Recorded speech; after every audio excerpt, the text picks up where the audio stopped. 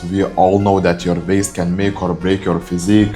So in today's video, I will teach you how to build these aesthetic abs and not like these bodybuilder abs, wide abs, whatever you want to call it. Alright boys, I want you to understand what makes a waist look wide and an aesthetic, okay?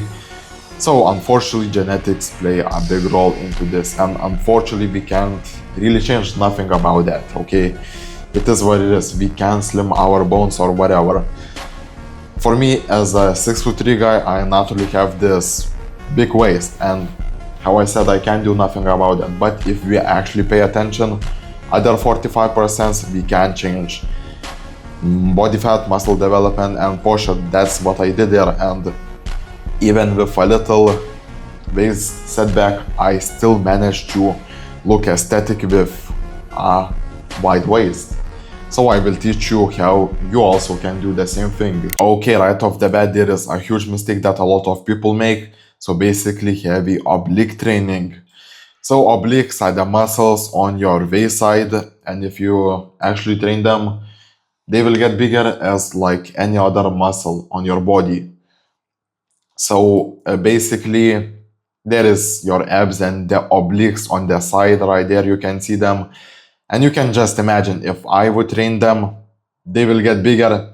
And then if they will get bigger, I would just look like a block and super anesthetic. So yeah, how I said, the sad part that most people train them even when their goal is aesthetics. Now we covered the mistake that most people make when training them. There is actually correct abs training. So you don't need to overcomplicate anything. You just pretty much need to focus on training rectus abdominis muscle, okay?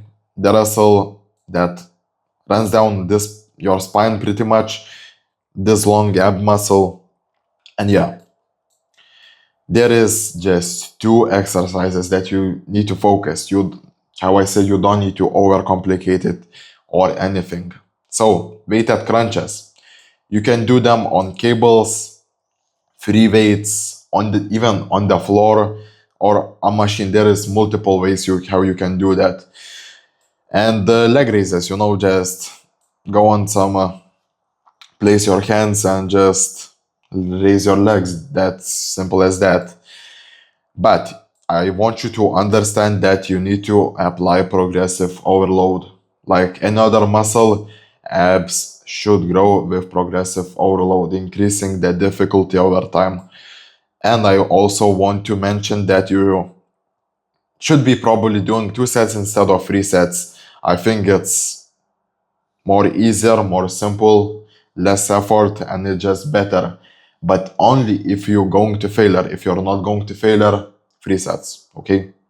If you're going to failure, 2 sets. If not, 3 sets. And start before you lean. Start training your abs before you are even lean. If you're lean, that's really good.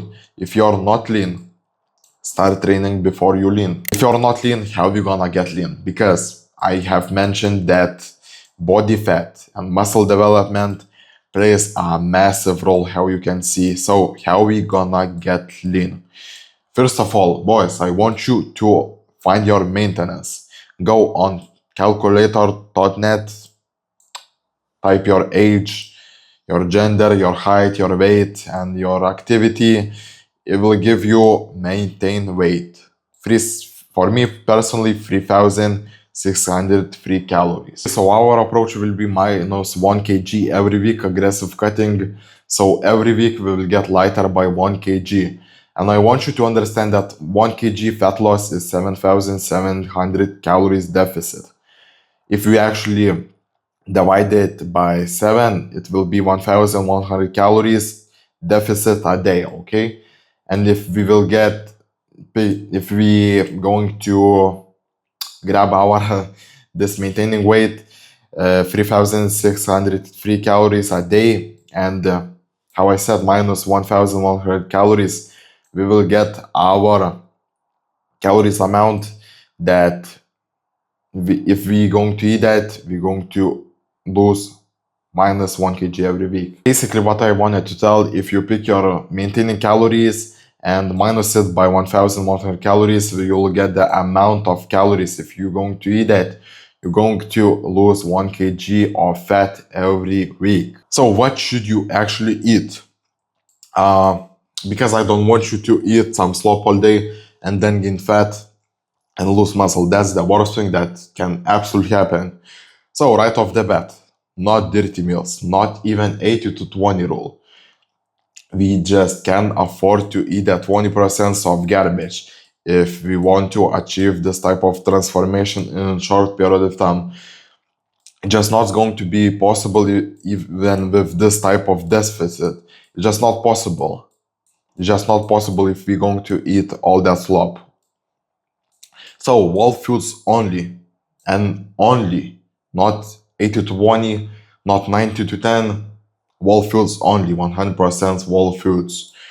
Steak, chicken, salmon, rice, potatoes, sweet potatoes, and you can repeat them like 4 times a week. You don't need to overcomplicate your meals and diet. And since we're going to be in this big deficit, I want you to prioritize high volume, low calorie foods like watermelon, berries, okay, not popcorn, but cucumbers, tomatoes, and just all pretty much the vegetables. Is going to make you full, and it's just going to make the process a whole lot easier if we're going to be in this, how I said, big deficit. So anyways, I give you the information.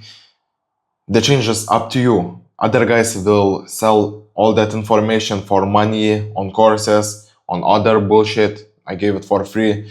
The change is completely up to you. Anyways, boys, if this guide helped you, like the video, maybe comment your thoughts, subscribe to see next videos, and I'll see you in the next one. Peace, bro.